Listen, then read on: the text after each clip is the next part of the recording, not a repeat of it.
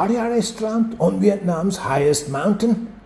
Yes, at 3,143 meters above sea level on the roof of Indochina, you'll find something you might not expect.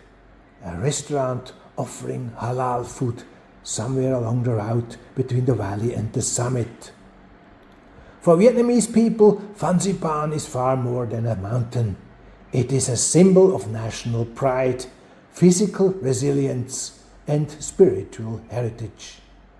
Today, it has also become a destination for international visitors, including a growing number of Muslim tourists looking for spectacular scenery and places where they can observe their religious dietary practices. And that brings us to a rather unexpected discovery on the mountain.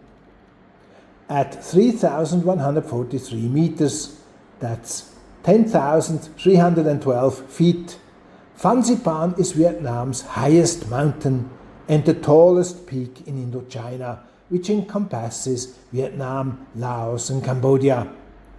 The mountain route has even been developed into a major tourist attraction, complete with restaurants, spectacular viewpoints, and what is billed as the highest altitude Starbucks in Asia. But Starbucks isn't the most surprising thing I found there. Somewhere between the valley and the summit, there is a restaurant advertising what it calls Sharia food. The wording might sound unusual, but it doesn't mean that Islamic Sharia law applies on Fansipan or anywhere else in Vietnam. It simply refers to food prepared according to Islamic dietary requirements.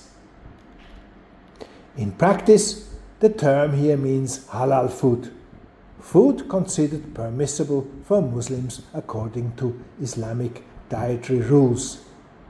That generally means avoiding pork and alcohol and following specific requirements concerning ingredients and for meat, its preparation.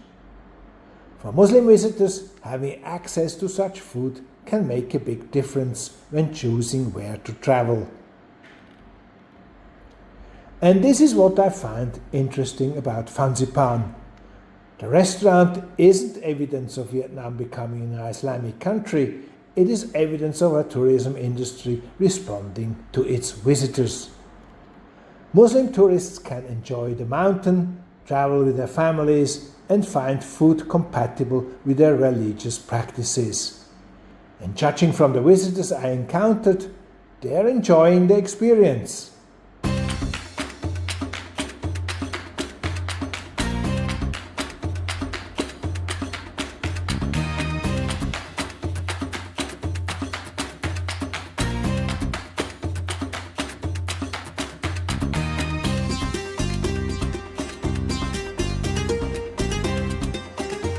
One Malaysian businessman I met gave me an interesting example of why this matters. He told me that his family used to vacation at luxury resorts in Germany, including Bayersbronn, a famous Black Forest destination known for its high-end gastronomy. But he said that his wife and oldest daughter, who wear headscarves, increasingly experienced disparaging or insulting treatment from ordinary Germans. Eventually, the family decided to stop vacationing in Germany.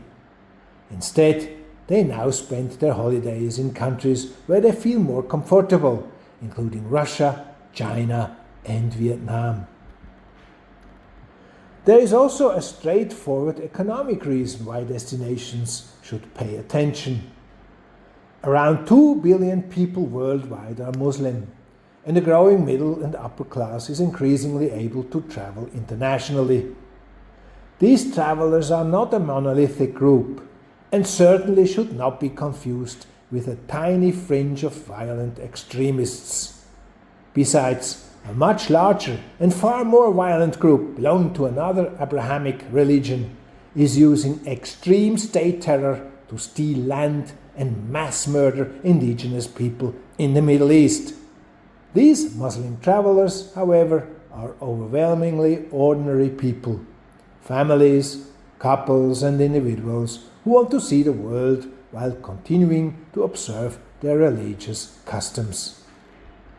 For destinations such as Vietnam, making visitors feel comfortable is not just hospitality, it is smart tourism policy. So what does a halal restaurant on the route to Vietnam's highest mountain tell us?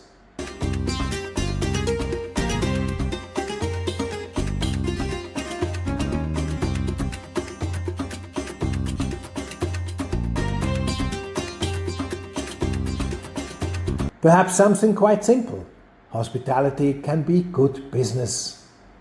Vietnam welcomes Muslim tourists without requiring them to abandon their religious practices, and visitors respond by spending their time and money there.